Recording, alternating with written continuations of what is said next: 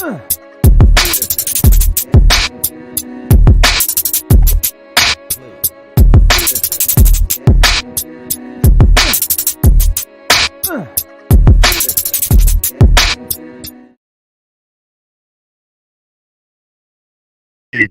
you go. There's my lovely face. I'm Jeff from Jeff Needs Sports. This is the Buckeye Remix powered by the offtheballnetwork.com. Uh yeah, it's a little delayed this week. Had a busy weekend, but I kind of feel better about it because I had a few days to digest the game. We'll just call it the game right now before I get too carried away. We're just going to call it the game. So, had a few days to digest the game so we can talk about it like rational human beings. Even I got caught up in the moment. Yeah, y'all know I'm the most, kind of level-headed, yes, sort of like bright side of the coin, bright side of the coin.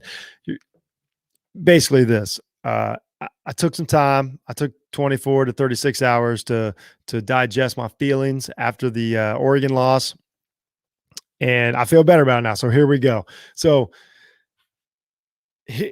overview. Oregon deserved the win. Oregon played better.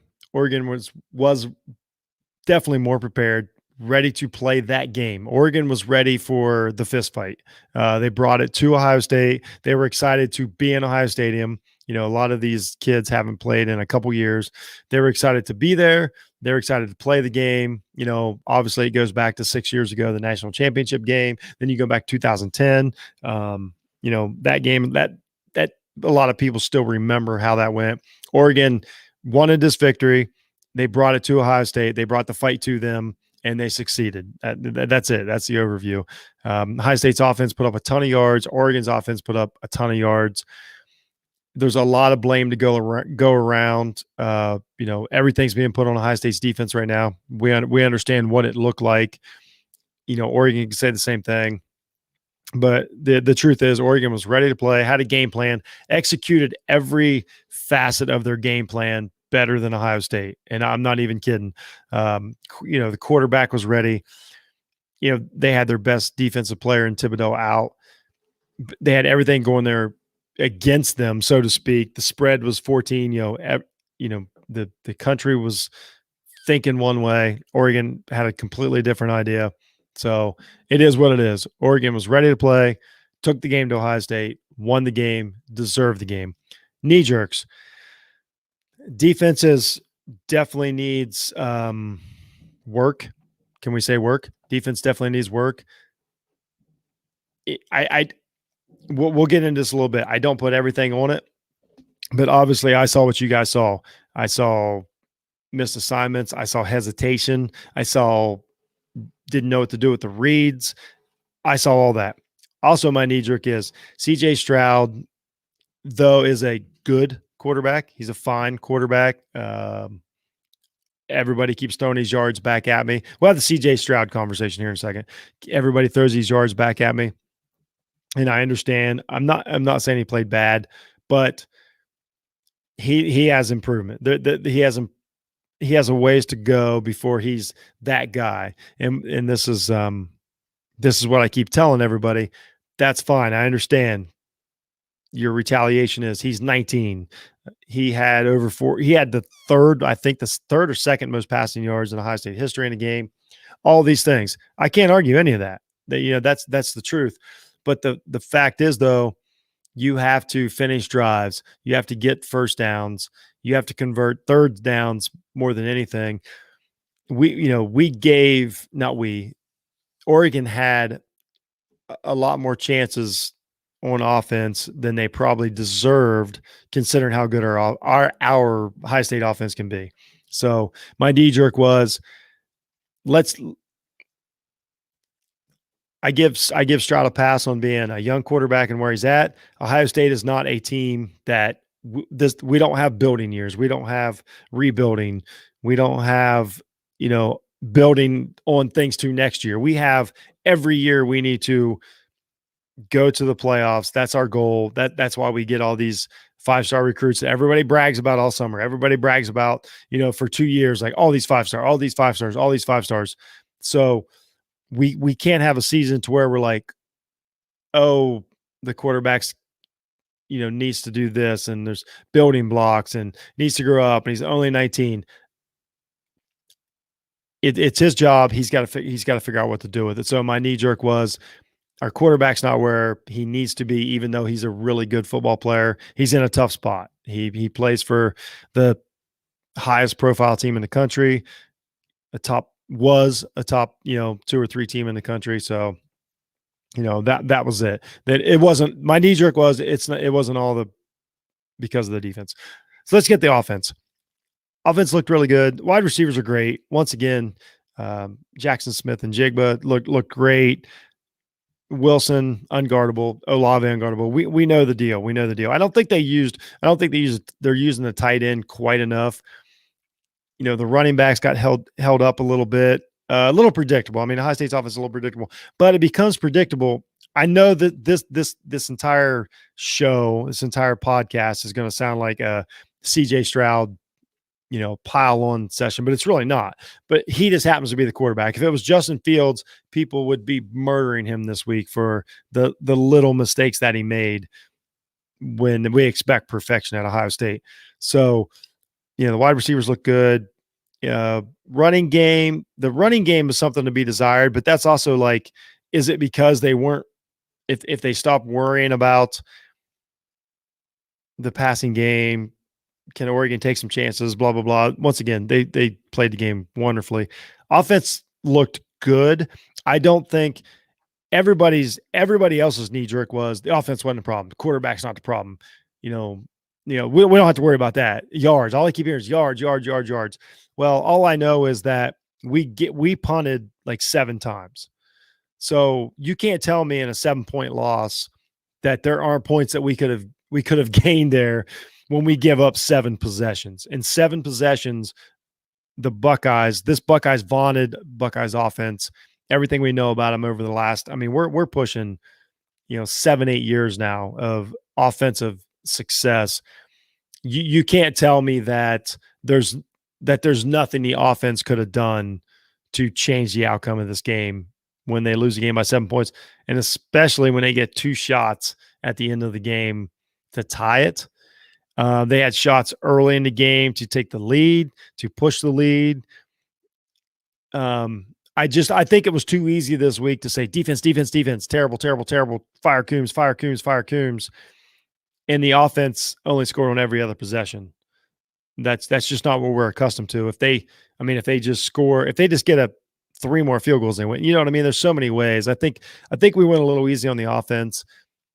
And I think it's a lot of it is because nobody wants to pile on Stroud, let's be honest. So my general offense got off easy. They're good, but there's things that they could have done to win this game. Let's move on to the defense. I know these shows are usually funner. I promise. Like, I'm on the Tulsa, but we got to be honest here.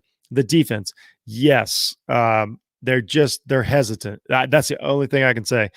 The guys look like they don't know exactly what to do. They look like they don't know exactly the reads. They look like they never know the next step. And by then, like Oregon it was X's and O's.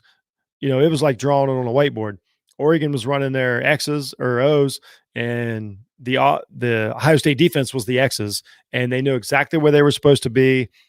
Ohio State defense bought into every fake, every read, every outside, like all this. But that being said, I just want to say the Ohio State defense forced 7 punts. They forced 7 punts. So Oregon did not score on every. Oregon only scored 35 points. I know that only sounds like only 35. And I know it looked bad when they had the 90 plus yard drive. And when they go sweep left and it looks like, a tractor trailer could have drove through the hole. I know it's so easy to say that's the worst defense I've ever seen and blah, blah, blah, blah. And some of the defensive guys did make really big mistakes. But the other side of it is they got the ball back 3 times in a row in the fourth quarter, and the offense did nothing with it. This offense that we say is not the problem did nothing with it. These are just things that you see through the game. I mean, Ohio State scored 28 points. Most college teams in a we'll say a top 20 game, if you only score 28, you're going to be in a dogfight. So you got to figure out how to get past that. So let's not act like Ohio State scoring 28 points was enough to win the game. If if you think a lot of teams are going to hold any major, top 20, top 25 teams to under 28 points, I just without insulting anybody, I would like to see what games you've been watching and who you're a fan of, because that is really hard. Ohio State scored 28 points. That's not enough to win most college football games. That's all I'm saying. So the bottom line is the defense is taking all the blame. I think the offense could have done a lot of things. So I'll just go to this real quick. These are little things that the offense can do. The offense, if they keep the ball for an extra 2 minutes and kick a field goal, so now you've got three points more and 2 minutes more off the clock. If they do that a couple times, now you're at 6 points more and 4 or 5 minutes off the clock extra. So if you take away that 5 minutes, that you're taking away a possession from Oregon. So now let's just say that possession ended up in a touchdown for Oregon. So now you've got 6 more points. Oregon has 7 less. That's a 13-point swing right there. So I just think it's too easy to just say Kerry Coombs and the defense are absolutely the reason that Ohio State lost this game. It's just not that simple. I encourage everybody to go listen to Locked On Buckeyes podcast with Jay Stevens. Him and Mo Murphy did a show, a night ago. Jay does a great show every week, but these are friends of mine, off the ball network partners of mine. Go listen to them. They break it down more eloquently than I can. But the bottom line is, Mo Murphy said it best. It's today's college football, even NFL football in general. It's more like the NBA. Your offense has to be kind of part of your defense. Yes, it's no longer are you going to see 17-7 football games between top 10 teams. Your offense has to keep moving the ball. You have to get these fourth downs. And when I see Stroud, and that's the thing about these seven possessions, either punts or turnovers or turnover on downs that they gave up, they all ended on Stroud passes. And I understand that you're not going to be perfect, but they weren't 30. It wasn't 4th and 30. We're talking, it was manageable distances. Your quarterback's got to find a way to get those. Am I saying that he's the worst player ever? No, not by any means. But am I saying that you have to look into it? Once again, Ohio State's not a rebuilding program. They're a win it now program. And now they're in a hole. Now they're in a dogfight for the rest of the season. And then they're going to have to win. They're going to have to look good. They're going to have to do the runway show, and they're going to have to hope, and they're going to have to argue to get in the playoffs. And coming into the season, they controlled their own path. So that's all I'm saying. I'm just basically saying it's you can spread this blame out over more people. So let's get on to the report card. My favorite part of the show, the report card. So this week on the report card, and this is usually a lot more fun. My report card is never skewed, by what I see or whatever, but it's just usually a lot more fun. Quarterback, I gave a B-. CJ did play good. He had the touchdowns. He had some great passes, but we already talked about it. He missed converting first downs. He missed, if we just want to, if we want to, talk about the elephant in the room, he misses Wilson's always wide open, but he misses a wide open Wilson going up the sideline to tie the game and just misses him. So once again, I'm not saying I can make that pass. I'm not saying you can make that pass, but I'm saying that's where he's at. He came to Ohio State to win a national championship, to be that quarterback. You can't miss that pass. So, I gave him a B-. He fought, he tried, he threw some wonderful passes, but he left a lot of points on the field. So there it is. It is what it is. I can't help it. Wide receivers, I gave an A. Now this is tough because if the ball's not in the air, the wide receivers don't get graded harshly. But man, they made some great catches. They kept them in the game. They made a lot of catches above their head. If we want to talk about the CJ Stroud, throwing too high conversation, we can. But the wide receivers really did a good job of going up and getting those passes. Great routes. They're open a lot, and Jigba looked great. They just they kept us in the game. That's what keeps us in the game, and that's what they're here for. And they're known across the country as maybe the best wide receiving group in the country, and they look like it, so they get an A. I just couldn't find a lot of black marks on their game this week. Running back C plus. They really just didn't do anything. The explosion wasn't there. They didn't they weren't getting extra yards. Just not a lot of effort plays. Things like that. So it it just wasn't there. I mean, it's that at any point, like if they break one, can change the face of this game, and they just never did. They only wound up with between the two of them, only two running backs ran it this week, and they weren't bad, but they were just there. They were never a factor in the game. Ohio State got down early. Passing game, they leaned on that. It just the running backs they were just fine. So a C plus is like they were fine. They were there, they were fine. They weren't terrible. They didn't cost them the game, they didn't win them the game, blah, blah, blah. Offensive line, I was hard on them at first, but when I went back and watched, I gave him a B. I mean, Stroud wasn't under a ton of pressure. They didn't run block great, but they were pass blocking most of the game. They were all right. It wasn't under fire. It wasn't one of these games to where the quarterback was under fire for 50 minutes and just couldn't keep up or whatever. So offensive line gets to be. Defensive line C minus. I'll be honest with you. They got physically manhandled all game. They did not get pressure on the quarterback. They did not get the sacks that we're accustomed to. They didn't blow up plays. Really, probably the worst game from an Ohio State defensive line that I've seen in honestly, probably like 6 years. They just weren't disrupting plays that they needed to. And I understand, I'm not saying they weren't doing their job, but they, just Oregon just took it to them. They just physically took it to them.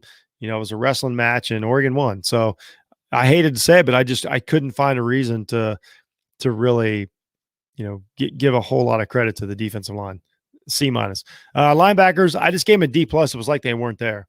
And then when they were there, they were like I say, they were just an X. They were just standing there for the running back to run around. They caught a few, no splash plays. The rotation. I don't know what. Somebody said it on Twitter this week. Now we know why Tough Borland started all last year. Yes, we do, because there honestly wasn't a better option. I'm not trying to be too hard on the kids. I'm not saying they're not trying, but man, when you look at the tape, it's rough. Like they're just stuck in mud several times through the game. They've got to learn to react and jump and and throw their shoulder pads in there a little sooner than that, or it's going to be a long season. So that's 2 games in a row to where they really were on the downside of things.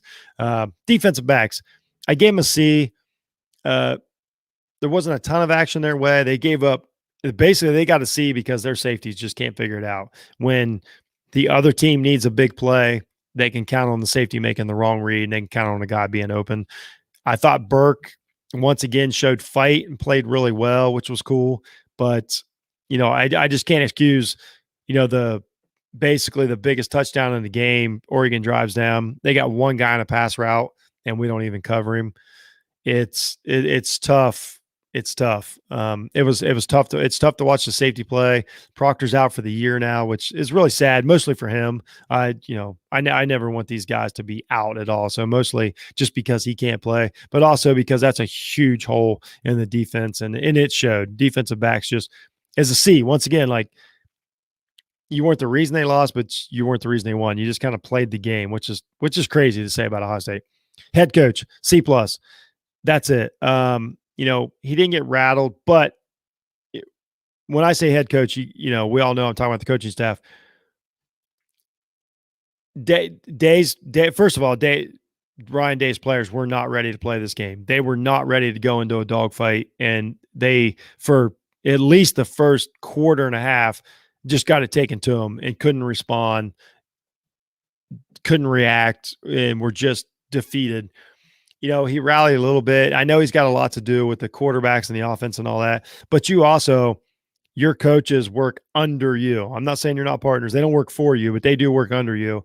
You look out there and there's no way he can see if he's seeing what the defense is doing every day in practice and he can't recognize what's going on. That's a knock on Ryan Day for not understanding the gravity of the situation. So uh, for the first time in his career at Ohio State, C plus. He just it got away from him. It got away from him. The other team, he got out.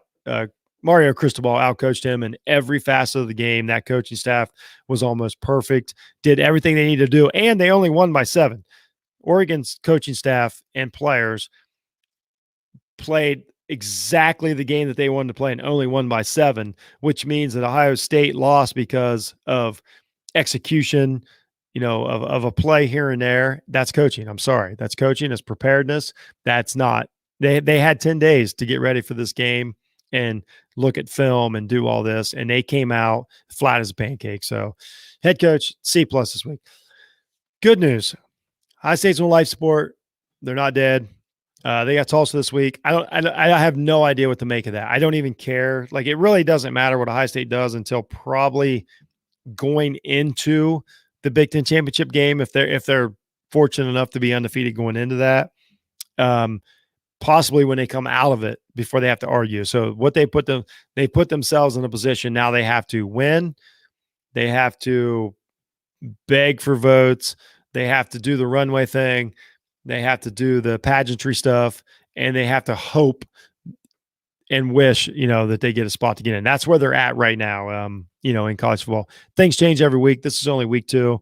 My playoff rankings came out this week. I expressed how crazy things are going. So that's it. I know it's bleak. It is what it is. I give you an honest opinion every week. They just underachieved this week. They've got some things to look at that goes past just firing. I just want to put this out there. Firing the defensive coordinator does not fix this team. Does not get them to the level that they need to be at. Just firing a guy doesn't do that. It takes way more than that. It takes a concerted effort by, all the, 100+ players, the coaching staff, everybody. It's not just, oh, we get rid of that guy and everything's fixed. No. It's too late for that. You got to regroup, and you got to figure out what your plan is going forward. And now you have to play perfect football for the next 10 weeks, and we'll see how it goes. So that's it. Next week's Tulsa. I have no idea what to expect out of that. I honestly just want to watch it, enjoy it. I don't think you can take away much from any of that game, and just hope. I guess we're at the point to where we're hoping there's no injuries. It is what it is. It is what it is. But we'll enjoy it. We'll be fine by the time it comes around. Have your favorite drink. Drink whatever. I've got a lucky coffee mug I drink out of in the morning. Wear your favorite shirt. Wear your favorite socks. Enjoy the game. I'm just here to give my honest opinion of the remix. This is the first time in 3 years that we've had to play the week after a loss, so that makes it tough. That being said, I'm Jeff from Jeff Needs Sports, powered by offtheballnetwork.com. We will see you guys next week, and go Bucks.